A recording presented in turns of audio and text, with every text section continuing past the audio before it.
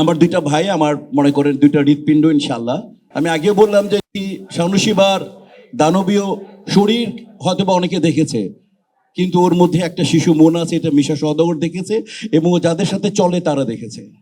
আমি বিশ্বাস করব এই দানবীয় তার তার বলিষ্ঠ এবং দানবীয় এই মেন্টালিটি এবং তার শিশুসুলভ আচরণ দিয়ে শিল্পী সমিতিকে ইনশাআল্লাহ সে তার অভীষ্ট লক্ষ্যে পৌঁছাবে। আমি বিশ্বাস করি জয় ইনশাআল্লাহ সবাইকে যে হারে ভালোবাসে, বড়দের শ্রদ্ধা করবে, সমসাময়িকদেরকে ভালোবাসবে এবং ছোটদেরকে স্নেহ করবে। শিল্পীরা এর চেয়ে বেশি কিছু চায় না।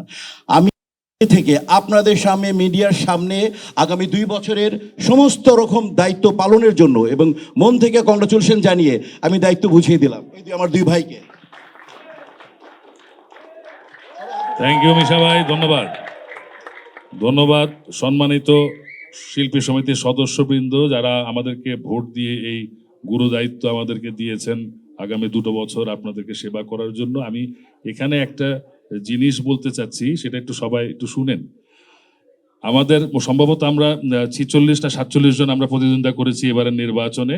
সবার কিন্তু একটাই টার্গেট ছিল, 47 জনেরই একটাই টার্গেট ছিল শিল্পীদের সেবা করার। কেউ কিন্তু অন্য কোনো টার্গেটে নির্বাচন করেন নাই। তো যেহেতু সবার একটাই টার্গেট ছিল, হয়তো ভোটের ব্যবধানে কেউ পরাজিত হয়েছেন, কেউ এটাই ছিল